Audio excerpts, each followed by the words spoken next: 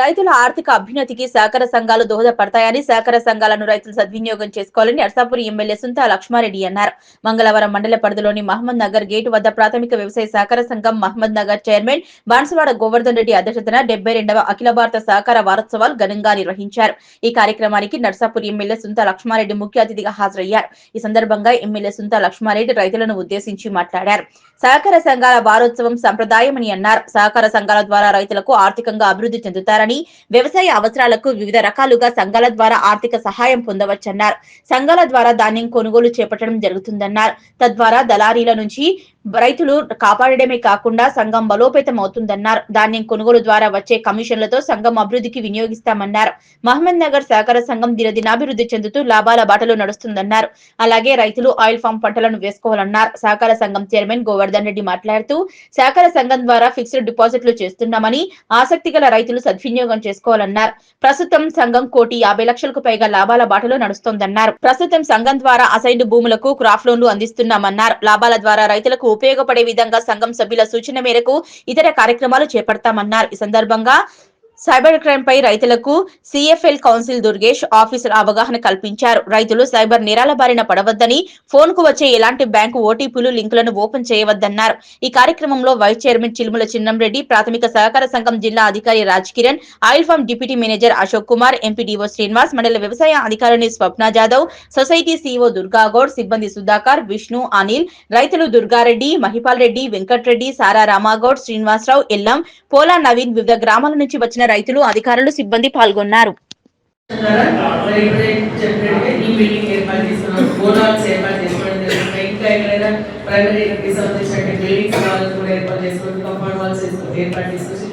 అనేకంగా మనం చేసుకోవడానికి కమిషన్ ద్వారానే మరి సంఘం కూడా ఆర్థికంగా బలపడుతుందని చెప్పేసి కూడా నేను ఈ సందర్భంగా తెలియజేస్తా ఉన్నాను.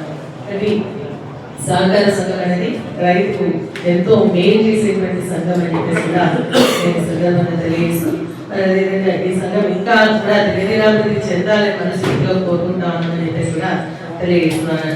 ఇప్పుడు మన ఆయిల్ పామ్ కి సంబంధించి కూడా అవగాహన సదస్సు కల్పించడం జరిగింది. నిజంగా కూడా ఆయిల్ పామ్ ప్లాంటేషన్ అనేది చాలా చాలా రైతులకు మేలు జరుగుతుందని చెప్పేసి నేను భావిస్తా ఉన్నా. ఎందుకంటే ఎంతసేపు ఏదైనా కోతులు వస్తాయి, కోతులు పట్టుకుని కూరగాయలు వేసుకునేటువంటి ఏవైతే పంటలు ఉంటాయో అవన్నీ కూడా మానేసి కేవలం వరిపోతా ఉన్నాం.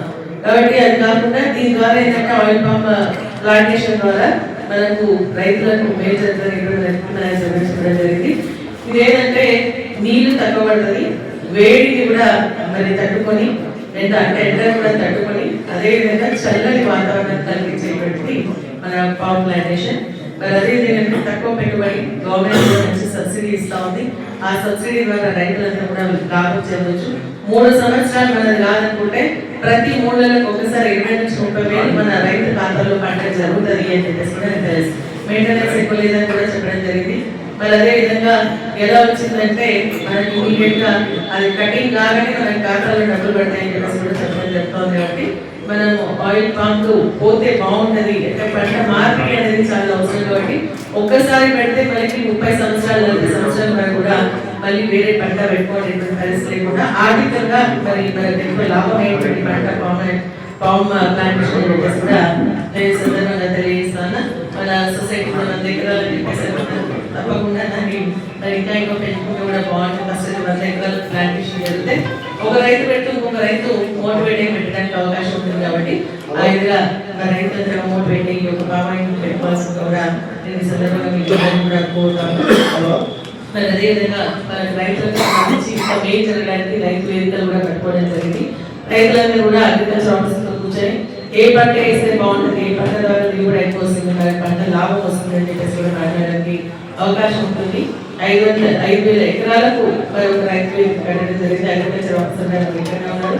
కాబట్టి మీరు రైతులతోనే ఇమీడియట్ గా కాంటాక్ట్ అవుతూ పంట మార్పిడి పైన మనం కొంత వారికి అవగాహన కల్పించాలి. సాయిల్ టెస్టింగ్ అని కూడా చేసుకుంటే రైతులకు బాగుంటుందని చెప్పేసి కూడా సందర్భంగా తెలియదు. మరి ఈ యొక్క సహకార సంఘం వారోత్సవంలో భాగంగా దాన్ని ఇక్కడ ఆహ్వానిస్తున్నటువంటి పెద్దలందరూ కూడా మనస్ఫూర్తిగా అభినందనలు తెలియజేస్తూ ఈ యొక్క సహకార సంఘం రైతులకు సంబంధించి ఆర్థిక అభివృద్ధికి వారి యొక్క సంక్షేమానికి పెద్దపీట వేయాల్సిందిగా మరొకసారి విజ్ఞప్తి చేస్తూ నాకు ఈ అవకాశం ఇచ్చినందుకు ధన్యవాదాలు తెలియజేస్తాను.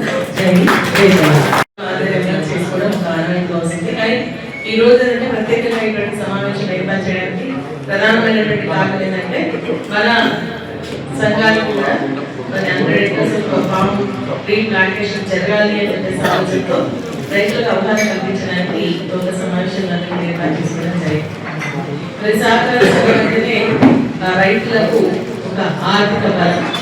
ఎందుకంటే ఇంతకుముందు గతంలో ఏంటంటే ఇప్పుడు మన చిరునగా చెప్పినట్టుగా రైతులు పట్టుబడి పెట్టుబడాలన్నా మరి ఏదైనా బయట వడ్డీలు తీసుకొచ్చుకొని పెట్టుకునేటువంటి పరిస్థితి, ఎక్కువ వడ్డీతో అది తీర్చలేక పంట వస్తుంది లేకపోతే కాకపోతే అప్పుడు తీర్చాలని కూడా ఇబ్బందికరమైనటువంటి పరిస్థితి ఉంటుంది. అందుకనే సహకార సంఘం పేరే ఉంది, మన రైతు సహకార సంఘం అని చెప్పేసి ప్రైమరీ అగ్రికల్చర్ కోఆపరేటివ్ సొసైటీ.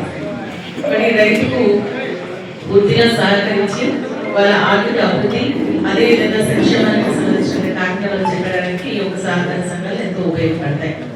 ఒకప్పుడు కేవలం మనకి అప్పు తీసుకోవడం, తర్వాత రైతులు పంట పండించడం, తిరిగి కట్టడం జరుగుతుంటే ప్రభుత్వాలు ఏంటంటే రైతులు పడుతున్నటువంటి ఇబ్బందులు గమనించి మరి కొంత వేవ్ చేసుకుని రావడం కూడా జరుగుతుంది. దాంట్లో మన రైతు రుణమాఫీ అని మాట్లాడతారు.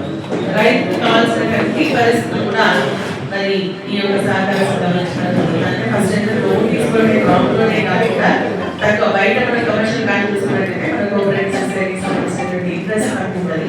దాంతో పాటు రైతుకు సంబంధించి వ్యవసాయ ఇంప్లిమెంట్స్ ఏవైతే ఉంటాయో వాటిని కూడా తీసుకోవడానికి ప్రాక్టీస్ ఇచ్చేవారు. అదేవిధంగా మన బోర్ వేసుకున్నా, మోటార్ వేసుకున్నా, పైప్ లైన్ వేయాలన్నా కూడా మన సహకార సంబంధించి పరిస్థితి.